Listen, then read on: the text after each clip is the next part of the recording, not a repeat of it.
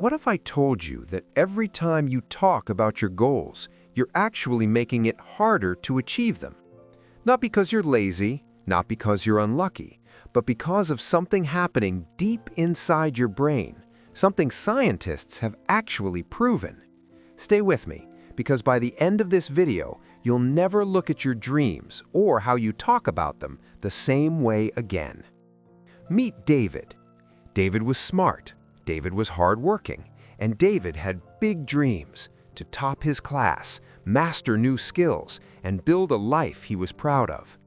But David had one habit that he never questioned. Every morning at breakfast, he'd tell his family exactly what he planned to study that day. Every afternoon, he'd tell his friends which exams he was going to ace. Every night, he'd post online about the person he was becoming.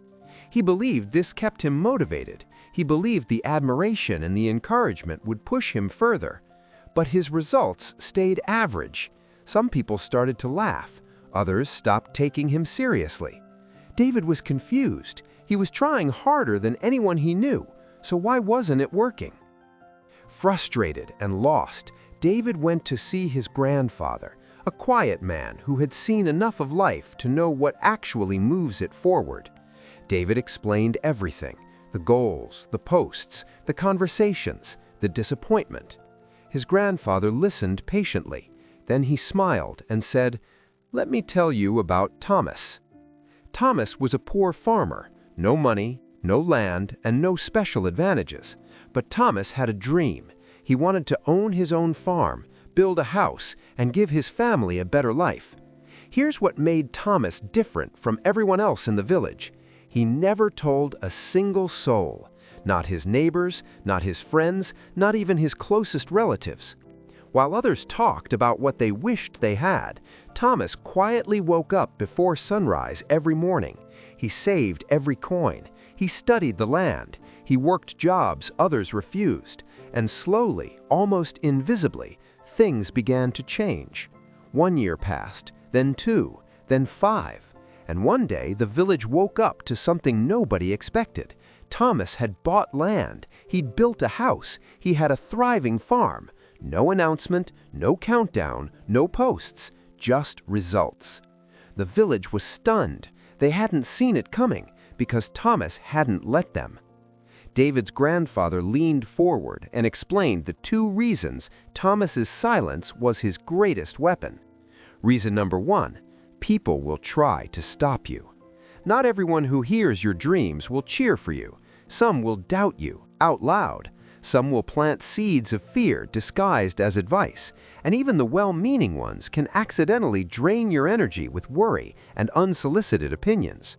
When you keep your goals private, you protect them. You don't give negativity a door to walk through. Reason number 2, and this one is backed by science, your brain gets fooled. When you share a goal and people respond with excitement or admiration, your brain releases dopamine. That's the same chemical released when you actually accomplish something. In other words, your brain starts to feel like the work is already done. Psychologists call this social reality. The mind begins to blur the line between talking about a goal and completing it.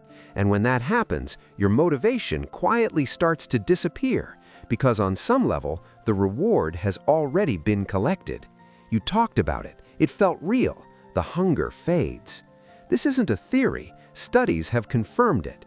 The more you announce your goals, the less likely you are to follow through on them. David walked home that evening a different person. He didn't post. He didn't announce. He didn't tell anyone what he was planning. He just started.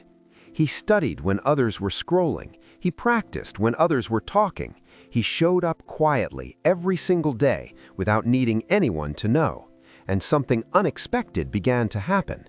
The confidence that had always felt one conversation away, it started to grow, not from other people's words, but from his own actions, from the evidence he was building, quietly in private. Months later, David ranked first in his school, not because he'd told anyone he would, but because he'd stopped telling and started doing. Years later, David became a successful entrepreneur, and when people asked him what his secret was, he'd smile and think of Thomas. Now, this isn't about whether you're an introvert or an extrovert. Some people are naturally expressive, some are naturally reserved. Neither is better than the other. This is about something more specific, what you do with your most important goals. Because there's a difference between healthy conversation and premature celebration. There's a difference between seeking genuine advice from a trusted mentor and broadcasting your intentions to the world for validation. Ask yourself honestly, are you talking about your dreams because it helps you grow, or are you talking about them because it feels like growing? The feeling is not the same as the result. The strongest version of you doesn't need an audience for the process, it just needs the commitment. Here's the truth that David learned and that Thomas lived before him. The world doesn't reward the loudest dreamer, it rewards the quietest worker.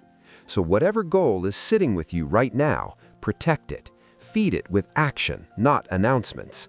Let silence be your strategy, and when the time comes, let your results do every bit of the talking. Work in silence. Let success make the noise. If this hit home for you, share it with someone who needs to hear it. And if you want more content like this, don't forget to subscribe.